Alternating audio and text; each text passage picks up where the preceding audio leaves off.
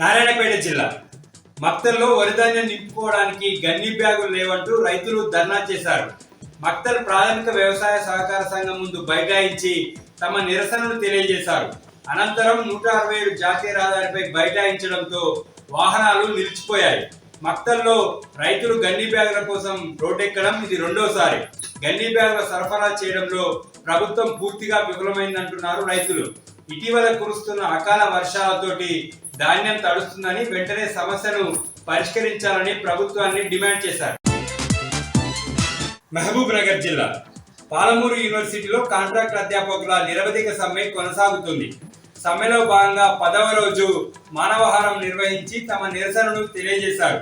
Congress party ఎన్నికల్లో ఇచ్చిన హామీ మేరకు తమను రెగ్యులరైజ్ చేయాలని కాంట్రాక్ట్ అధ్యాపకులు డిమాండ్ చేస్తున్నారు. యూనివర్సిటీలో అధ్యాపకుల పోస్టుల భర్తీ కోసం ప్రభుత్వం తీసుకొచ్చిన జీవో 21ను వెనక్కి తీసుకోవాలన్నారు.